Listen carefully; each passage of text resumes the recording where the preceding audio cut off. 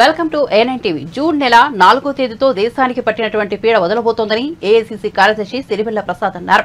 ప్రకాశం జిల్లాలో జరుగుతున్న కాంగ్రెస్ పార్టీ అభ్యర్థుల యొక్క ప్రచార కార్యక్రమంలో పాల్గొనేందుకు వచ్చిన సిరివెల్ల ప్రసాద్ జిల్లా కాంగ్రెస్ పార్టీ అధ్యక్షురాలు ఒంగోలు పార్లమెంట్ అభ్యర్థి ఈదా సుధాకర్ రెడ్డి, రాష్ట్ర SC cell working president Uddanti మల్లికార్జునతో కలిసి మీడియా సమావేశం నిర్వహించారు. ఈ సందర్భంగా సిరివెల్ల ప్రసాద్ మాట్లాడుతూ ఇప్పటి వరకు జరిగిన 3 దశల పోలింగ్ చూస్తే గత 10 ఏళ్లుగా భారతదేశంలోని ప్రజాస్వామ్యానికి తూట్లు పొడిచినట్లయిందని, ఈ 10 ఏళ్లలో ఏ ఒక్కరిని వదిలిపెట్టలేదని, రైతుల్ని, ఎస్సీలను, మహిళలను, గిరిజనుల్ని, క్రైస్తవులను, మైనార్టీలను కూడా వదిలిపెట్టలేదని, వారి జీవితాలను విచ్ఛిన్నం చేయడం జరిగిందని తెలిపారు.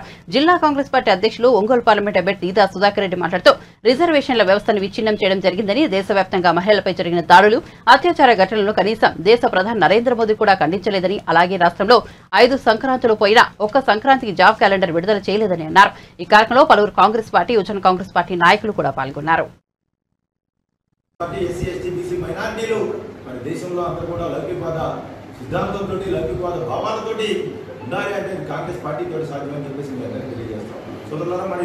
ఒంగోలు పార్లమెంట్ విషయానికి వస్తే మరి ఈరోజు వైఎస్ఆర్ కాంగ్రెస్ పార్టీ తరఫు నుంచి చెవిరెడ్డి భాస్కర్ రెడ్డి గారు పోటీ చేస్తా ఉన్నారు.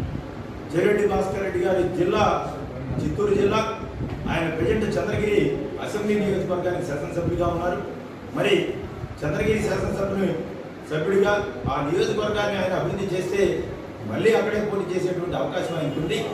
లేదా పార్లమెంట్కి పోటీ చేయదలుచుకుంటే మరి చిత్తూరు పార్లమెంట్ నుంచి అయినా సరే ఆయన పోటీ చేయడానికి అవకాశం ఉన్నా కూడా ఆయన 4 జిల్లాలు అంటే చిత్తూరు, తిరుపతి, నెల్లూరు, ఆ పక్కన ఉన్నటువంటి ప్రకాశం జిల్లాకు రావాల్సినటువంటి ఆవశ్యకత ఏంటి? 300 కిలోమీటర్లు దాటి ఒంగోలు పార్లమెంట్కి ఎందుకు వచ్చాడనేది కూడా ప్రజలు ఆలోచించాలని చెప్పి నేను తెలియజేస్తా ఉన్నా.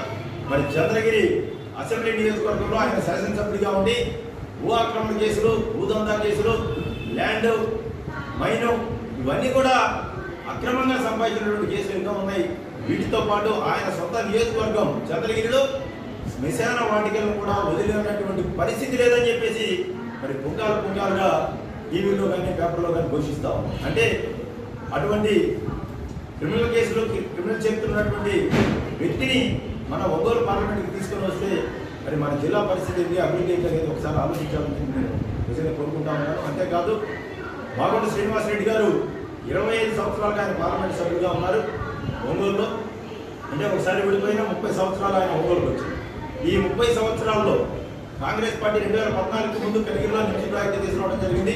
మరి దాని గురించి ఏ రోజు కూడా ఆయన పార్లమెంట్లో మాట్లాడినటువంటి పరిస్థితి లేదని చెప్పేసి మీ అందరికీ తెలియజేస్తా ఉన్నా. అంతేకాదు మరి దొనకొండ ఇండస్ట్రియల్ క్యారిడార్ కానీ, ఒంగోలు వ్యాన్పిక్ క్యారిడార్ గురించి కూడా ఈ రోజు వరకు కూడా ఆయన ఎక్కడ కూడా మాట్లాడలేదు. మన జిల్లా అభివృద్ధి గురించి పార్లమెంట్లో ఏ రోజు కూడా చర్చించలేదు. కనీసం ఈ రోజుకి ఒక ఫ్యాక్టరీ